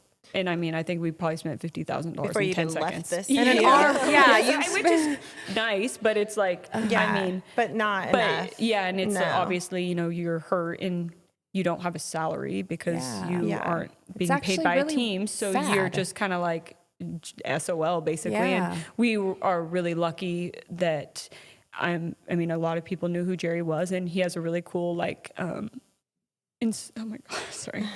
He has like, just like a really like inspiring story of like where he came from and how he got where he was. And a lot of people already knew that, but he had just went on like a couple weeks before. I think maybe the week before he had done it a couple weeks before that, but like the week before the crash, he went on Gypsy Tales and they put his podcast out, and everyone was like, oh my gosh, like this is like an incredible story that this guy made it all the way, where he is. Yeah. And so it was like, thankfully, that reached already a lot of people and they saw it and like it was inspiring. And then obviously then you see him get hurt and everyone wants to help. And we've been like really lucky with Road to Recovery, with everything that like they've done and put together for us. And when we were still in New Jersey, I remember Michael Lindsay, he works at Vital and he's one of Jerry's friends. He called me one of the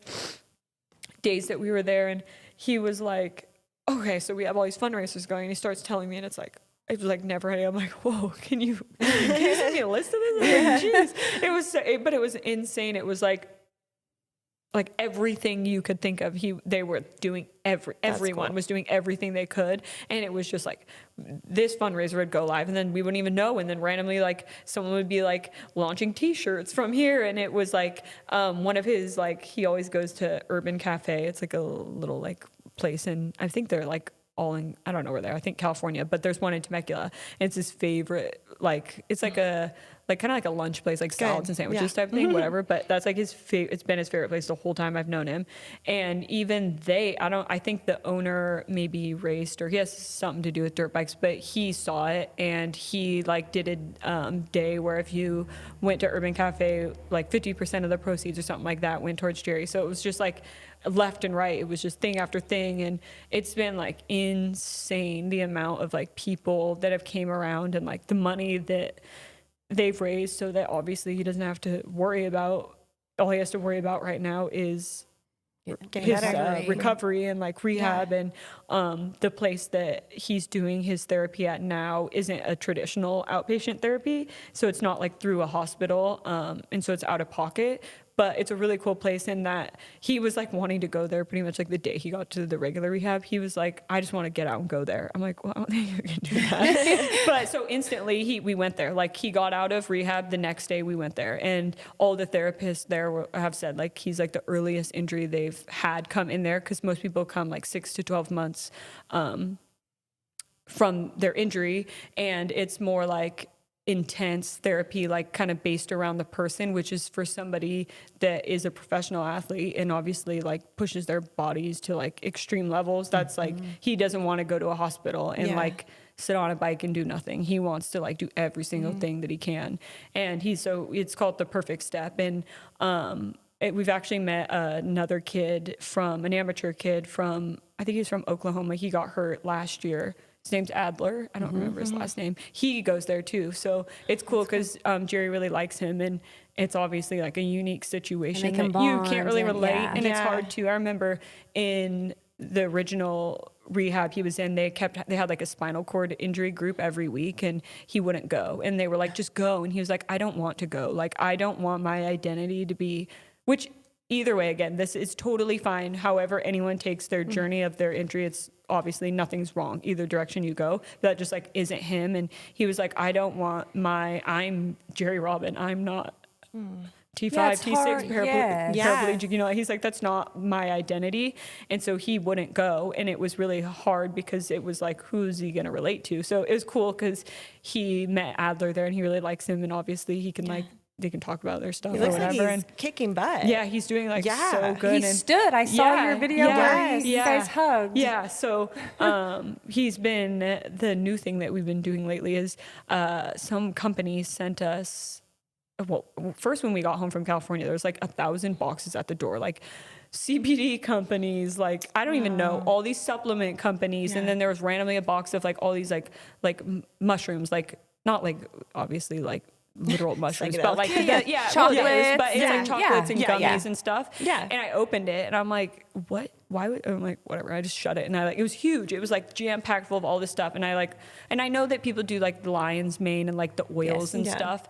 But I just put it away because I was like, oh, well, that was nice of them, but I don't know what we would use that for. And then that was like a month goes by. He came home 2 weeks ago. He had been home, I think now for a month, but so like 2 weeks go by, didn't even think about the mushrooms. And then we were at rehab one day and the therapist was like, oh, have you ever like heard about like microdosing mushrooms or like just doing mushrooms? And he was like, well, no, but like I know that like the oils and stuff are like supposed to be good. And I think it's called psilocybin. I could be wrong, but that's like the like main like ingredient that like is something about I don't know what I'm talking about, so I probably sound like an idiot, but it's like really good for your nervous system or something, the way it like connects your brain to your nervous system, which obviously with the spinal cord injury, you aren't having that connection. And so the guy was like, yeah, you should look it up and like try it if you have it. And so we like went home that night and he took when you microdose them, it's like, it's not like he's like doing drugs. It's like obviously a legal thing. But when you microdose them, you don't feel anything mentally, like your perspective, I guess, isn't like altered. Like you don't feel high. You're not like seeing things. You like feel it. It's like if you take CBD, maybe you feel like calm but you don't. You're not stoned or something. But instantly, his legs were like these crazy muscle spasms. No way. And it was like you could like literally like go like this, and his whole leg would like tense up and like just like shake and like do all these crazy things. And so he's been doing that. And that video of us standing was, I think, the second day that he took he did the microdosing or whatever, because he did it that one night and we were like, I think you could stand easier because he has so much upper body strength that he can like stand himself up, but obviously he can't like get himself to like lock his knees out or anything like that. So he was like, next time I try it, we should try to like see if I can like stand out of bed. So it was funny because we were like, he did it the next day, and then we were like thinking of all these ways that we could like figure out how to like get him to stand up. Because the day before that too, Adler had said that he stands like, he gets like a walker and like stands up, like holds himself up because it's flat. And we have like a standing frame at home, but it's not like it's like a medical thing, it's not like just standing up.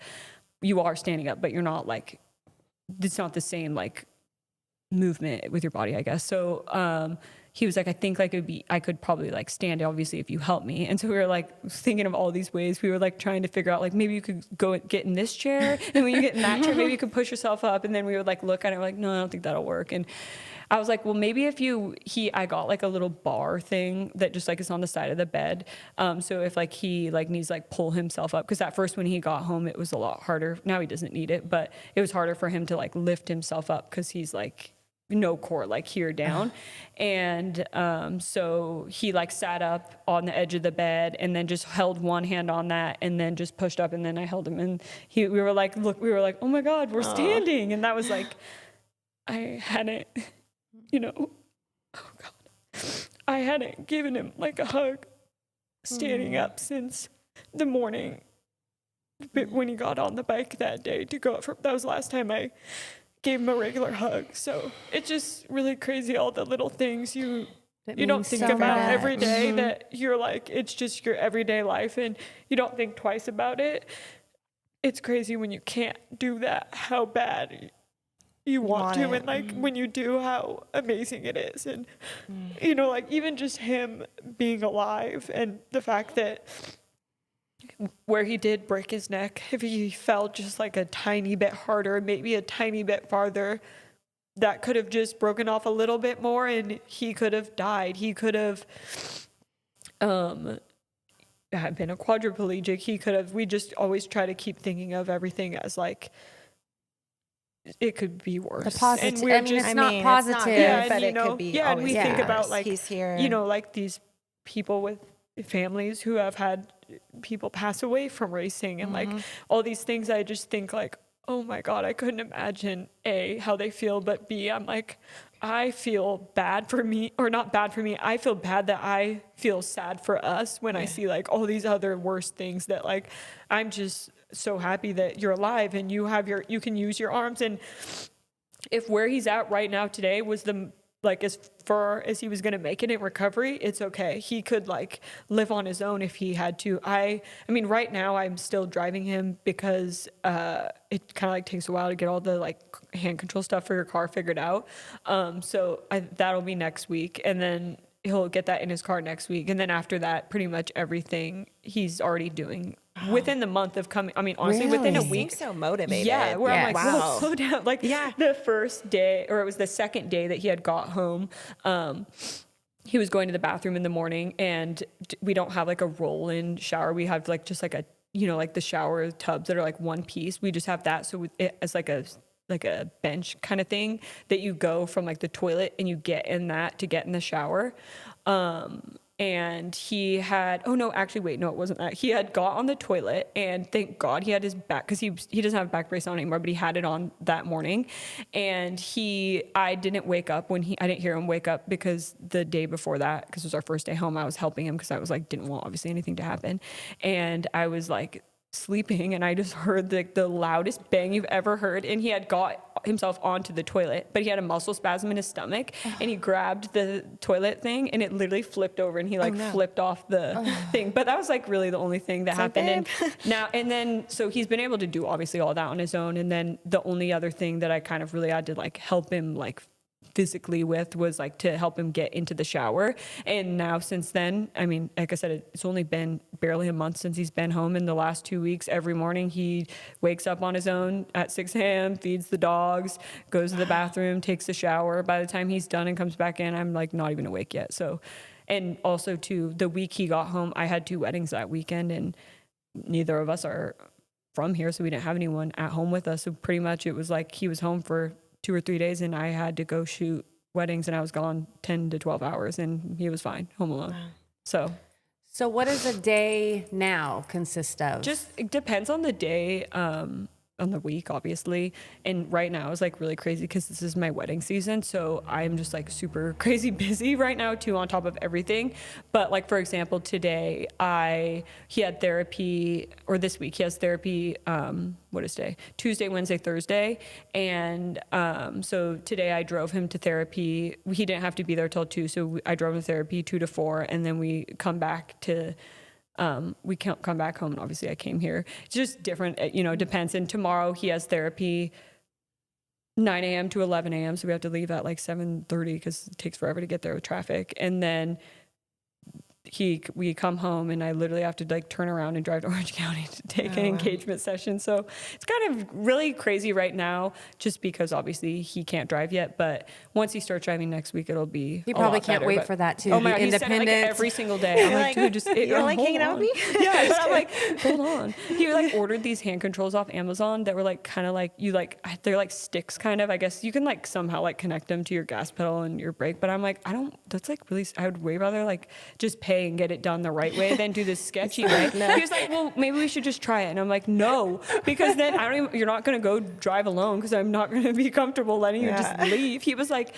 he ordered them, and his dad flew in to the San Diego airport, and he was like, well, I'll just put him in and pick my dad up tomorrow. And I'm like, you're not driving by he yourself wants to drive. for the first time to San Diego with these random things that you don't even know how to use. Because when he did the like driving thing, they showed him how to do it. He drove in a car with this thing that he would have in his car. So I'm like, that is, You need that. Yeah, I can drive. It's okay. I can drive you there. What do you think is like keeping him so motivated That's just and the way he positive? is. That's just He's his just mentality? too. Yeah. And, Well, yeah, and that's- when I've just like, he's always been like a go-getter, and he wouldn't be where he was if he wasn't. Yeah. Obviously, coming from where he came from and his whole journey to get there. Like, I mean, you have to believe in yourself and, be a Right. go-getter.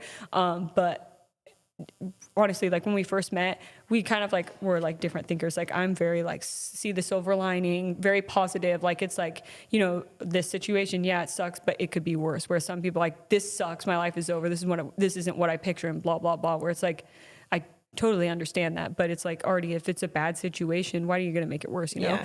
And so I've just always been like that. And my dad, my mom and dad are both like that. So I just grew up, and that was just kind of like my second nature. So when I first met him, and he wouldn't really be like that at first, I would be like so annoying, and I'd be like really, not like toxic positive, but like on race days or like things like when he would get negative, I would be like, well, blah, blah, blah, like something positive. And I'm sure he'd probably like want to punch me in the face, because he's probably like, you're annoying.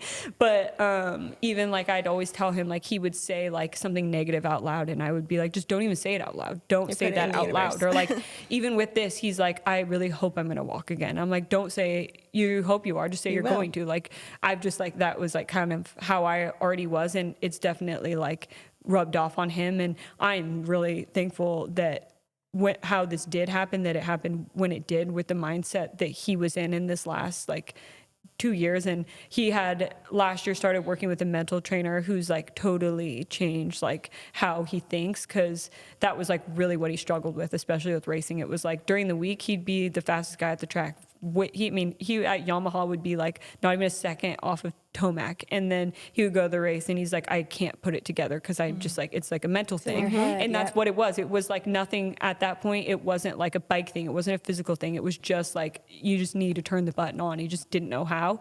And he had really been working on that. And I am so thankful that he had been working on that to be here now, that he can like take that with him and transition that into this next thing. Because I keep trying to tell him, I'm like, think of this journey as of like you trying to make it like professional, like what all the steps and how crazy they were to take to get there. And you look back at those and you're like, dang, I wish that I would have done this different then. Yeah. Where it's like now when you're living it, try to do, and you always do things that you wish you could do differently, but now moving forward, like try to, in this moment that we're living, like do it how you would, where like later on you don't have to look back and think like, if only I did that, if only I tried, whatever it is, like just trying to keep that going. And it's hard, like sometimes I'm positive 24/7, and one day I'm like, I just want to be like, this sucks, and this is stupid,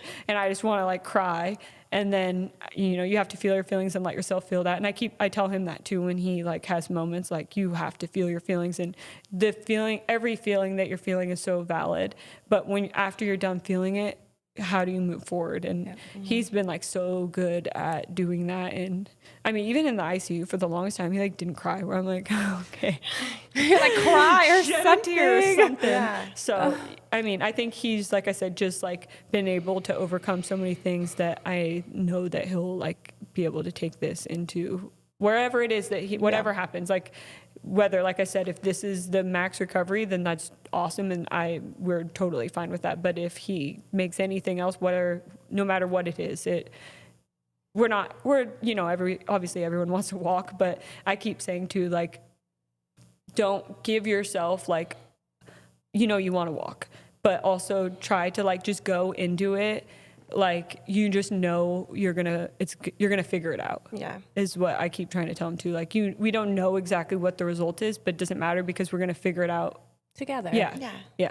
How are you doing? I'm doing honestly good. A lot of times people ask me that, and I say that, and they are like, "But how are you doing?" Yeah, I mean, it's human nature. You're probably, and I really like truly like. You probably have your days. Yeah, and I would say since we got home, and especially since he's been home, it's been like so. Like if you asked me how I was doing in the ICU, I was doing horrible. Yeah, and but since then, like it's hard, and it's obviously like heartbreaking to see like obviously the person you love like in that position, or or like this weekend was hard. I definitely noticed, obviously on Saturdays are always harder because it's a race day, and this last weekend was his hometown or like home race at Millville. He grew up racing there his whole life, and he's known Jeremy and Alex Martin growing up because they were older than him, but I mean, he, like I said, that's where he raced his whole life, and he was like so happy, obviously, the way that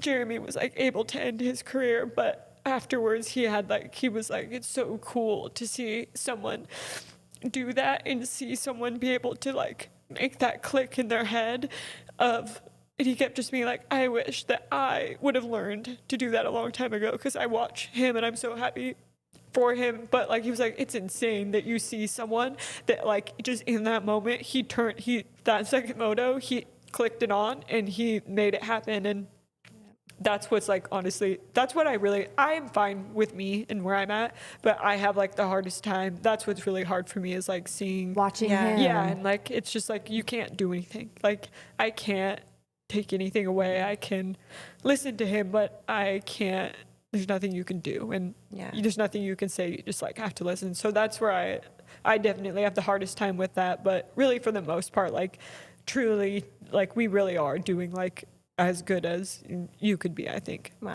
He's lucky to have you, and you're lucky to have each other. Yeah, for real. Wow. Like, I'm like, I think about it too, like people who are like, you know, children, and like, not even just children, but just like people going through this, and maybe they don't have a girlfriend or something, or a wife. And I'm like, you know, you have your family and stuff, but I just couldn't imagine like being really like by yourself at the end of the day. Like, you know, people are going to come around and do things for you, but like to have like a partner that's like, you do everything together as one, I just don't know what anyone would do if they didn't have that. Yeah. Oh, how do you deal with those, like, I mean, maybe you don't get them, like negative thoughts about, you know, how this is changing, maybe future. Honestly, like one of the things in the ICU that I've never like really like, growing up, I never like wanted to have kids. And, God, sorry. Both my sisters have kids. All my friends have kids. And I'm like, everyone's always like, when are you going to have a kid? And I'm always like, I don't know, never. I don't know. I feel like I'm like 32. I should probably have a kid now. But I'm like, I don't really know if I like do. But then like when it happened, I was like, oh my God, what if I can't like ever be a mom, you know?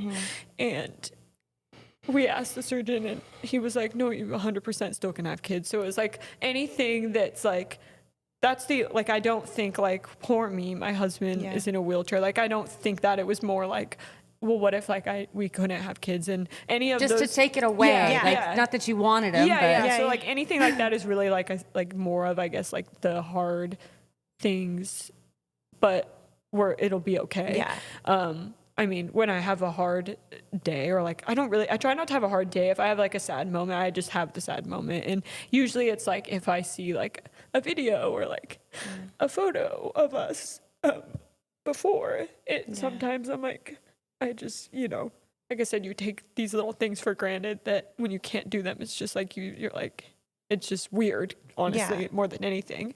But I try to just like let myself feel the feeling and then be sad, but I'm not going to let it ruin my day, because like I said, it could be so much worse, and he's alive, and he's okay, and we're going to be okay. And, you know, he can still get a job. He can still work. He can still do everything he could do before, just maybe not right now standing, or maybe not on a dirt bike. And it's just a different journey, but similar like steps to take in the journey, if that makes sense. What's one thing in the moto industry that drives you absolutely crazy?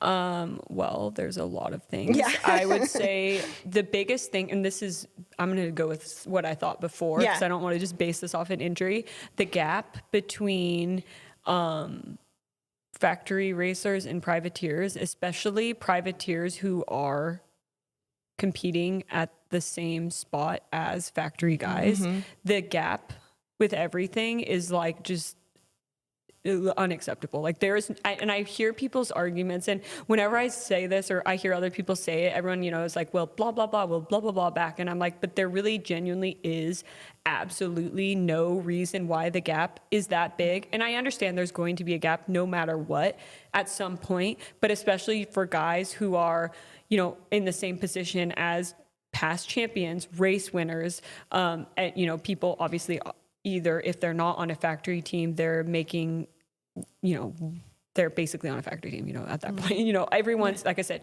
championship winners, race winners, and then to go be either beating them or you're at the same spot as them, and the difference in the, like, everything, just like finances, the whole program, like, it's just like, you go to a factory pit and you see everything they got going on, and then you go to the freaking privateer boondocks and you're like, people are just throwing whatever they can together to make it through the weekend. And it's like, you got tarps up, vans, like, it just, and like, I understand it's not even the guys who are like showing up to be there. If you're a professional, I feel like you should be getting paid more than you should be. But especially if you are somebody who is on the line with these guys getting paid all this money and getting all these resources. Yeah, they're part of the race. Where it's like, why are you, like in the playoffs this year, Jerry was like I think it's usually 2, but there was like, someone was out. So I think it was 3 guys in each LCQ of the playoffs would make it. And the other guys he was with were Dean Wilson, Colt Nichols, and then I forget, someone else was in it. Do you remember? For the playoffs? I don't remember. It was someone else, but there was 3, and then there was Jerry. Where it's like, yeah, what? And obviously I understand these guys totally deserve it, and I'm not even, it's nothing against them either. And they've obviously, won championships and won races and stuff. But just like I said, that is the one thing about professional. I don't know about amateurs because I wasn't around, but professional there is no reason for it to not change, because, like, I mean, these guys are. What do you think? I mean, they're all. I don't know. You're selling out. Someone's making the money. Right. You're selling out MLB Stadium. I mean, I'm pretty sure the AT&T Stadium in Arlington is like one of the biggest, if not the biggest, NFL stadiums in the NFL, and looks like completely almost sold out, like packed, like thousands and thousands. I agree. There is no reason that.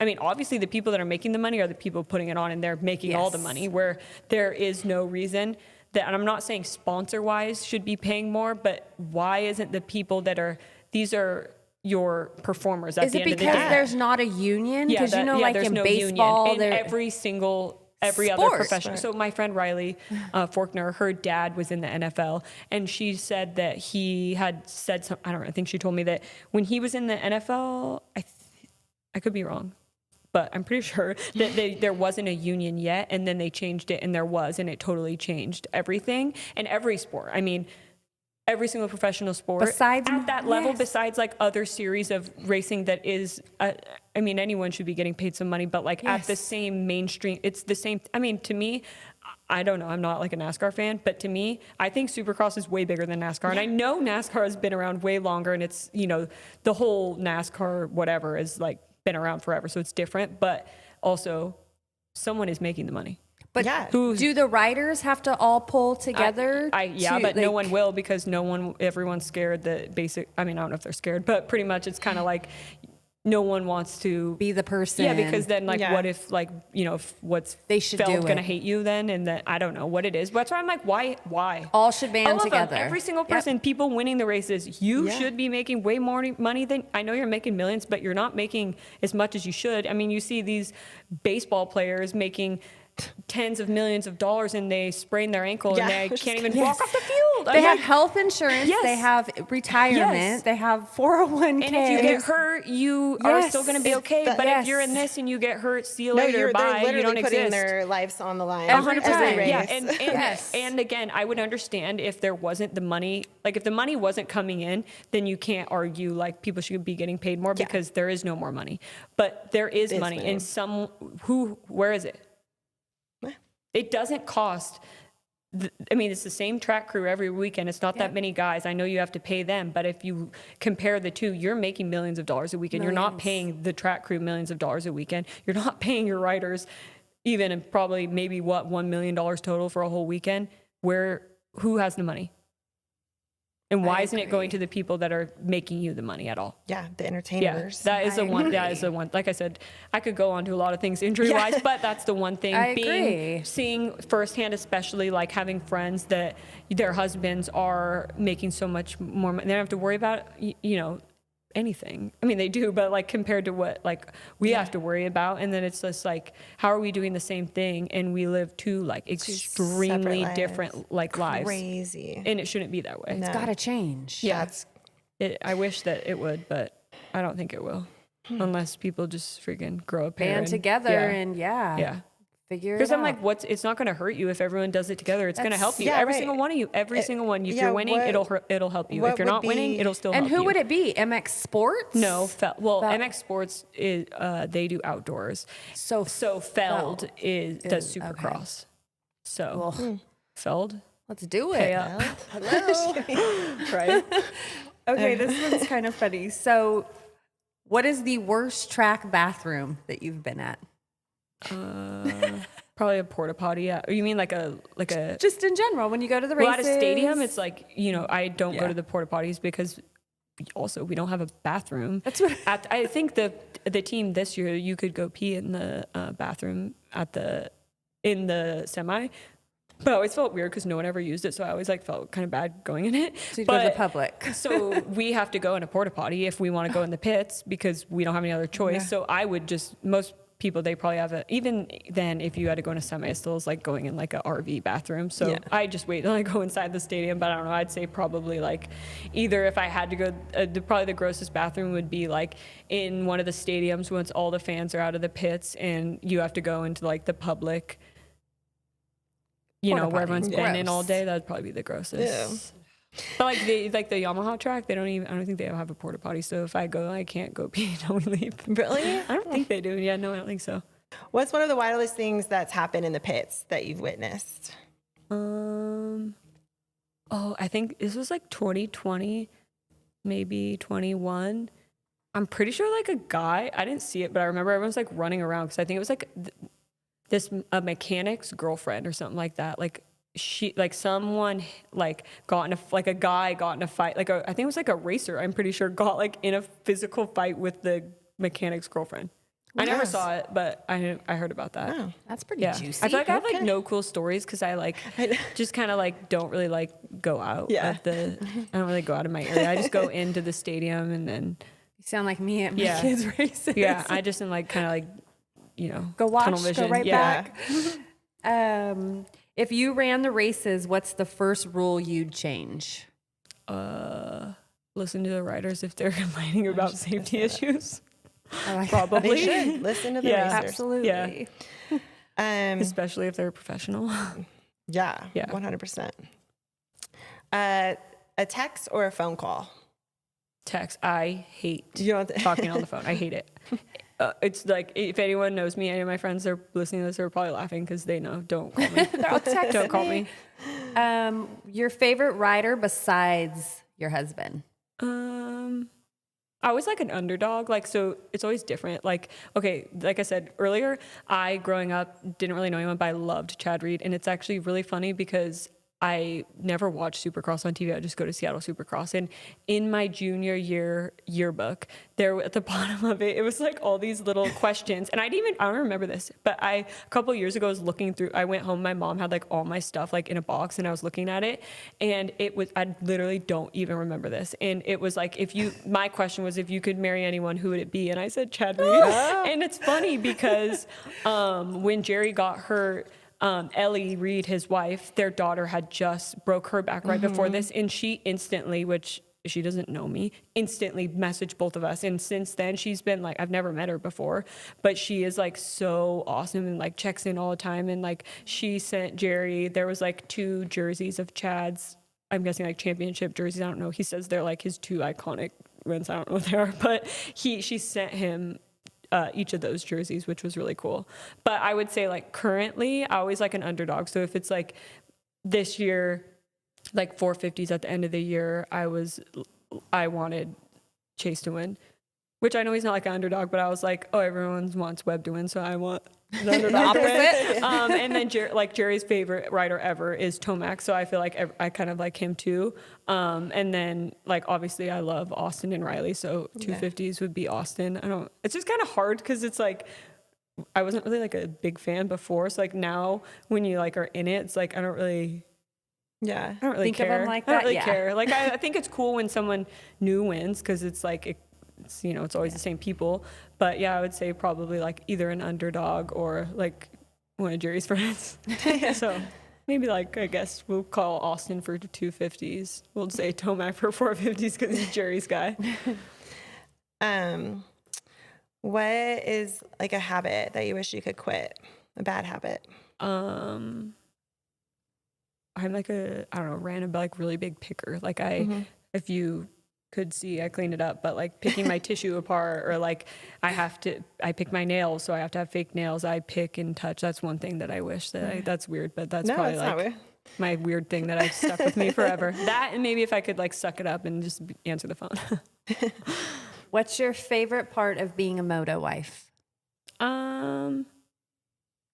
I don't know about if it would be like moto wife specifically, because I don't really like care about moto, but I guess just like watching like, oh God, here I go again. Watching like the person you love do what they love. Yes. That would be, because I don't like dirt bikes. I will never, ever touch a dirt bike in my life. So moto wise, I don't care, but watching like I said, the person you love do what they love. That is very true. Yeah. I agree. Okay. What's a guilty pleasure? Mine are like light and I don't know. She's all mushrooms. Yeah, no, Jerry keeps every time he does it, he's like, "You should do it." I'm like, "No, it's not gonna like why." Oh, you should. It's He's very. like, when you're editing, maybe it'll look cool on the screen. I'm like, I'm not. There's Your not pictures like are all like but I'm like, it's not like we're like getting like freaking. No, high it just off makes the- you feel relaxed. Maybe I should have taken Yeah. one before I came here. No, I don't know. I guess like I don't kind of like reality TV ish, but like very specific things. But I don't know. I guess like probably my like something that I like to do is like go on TikTok and scroll for hours. Yeah. In hours. I saw you on TikTok. Yeah, I told you. It's like all. Sometimes I'm like, she's dude, so all cute. I'm like wake up in the morning. I'm just like scrolling. I'm like, what am I doing? I can't stop. I liked watching your dress up outfits. videos. You know, Yes. I'm like, that's one of the things. I'm like, dang, my race outfits are like very planned out. Like anything though, like if I have any sort of thing I'm going to do, I plan out for so long. But like I like always took pride in my race outfits, especially the last few years. And I had like some stuff that I had got that obviously I didn't get to wear yet. But I am glad though, because obviously Jerry doesn't have a career number, so anything I would make, it would be. I could wear it for 1 year, and that was it. It won't change. And he was 77 in 2022, I believe.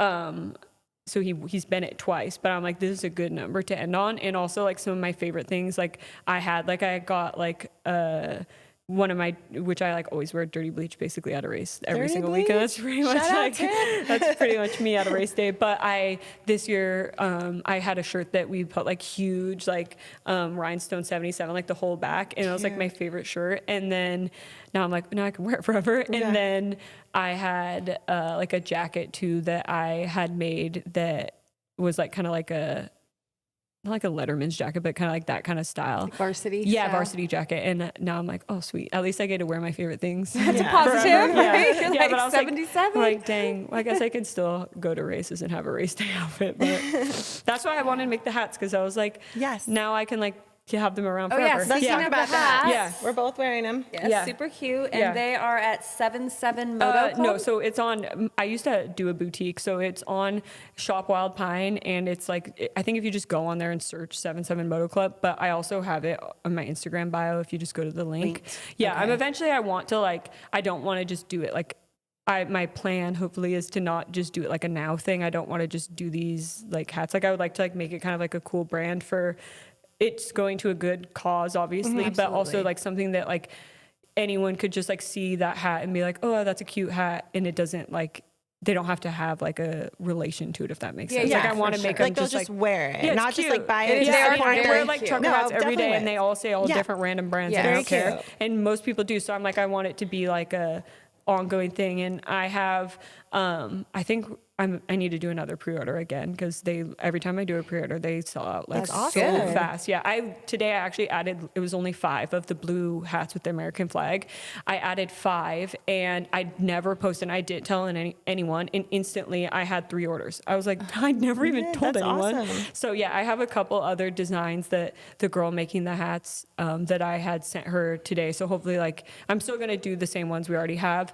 And then hopefully add some more in the next like week or so. So and all proceeds go 100% of them go to Jerry's recovery. Okay. Yeah, and they're to his super cute. Yeah, specifically to his rehab, because the place is out of pocket and it's $130. So buy a hat. Yeah, so buy a hat or 2 or 3. Every color. I like the black and white one. I know, I like the red too. Yeah. We'll have to get more. Yeah. Heels or sneakers?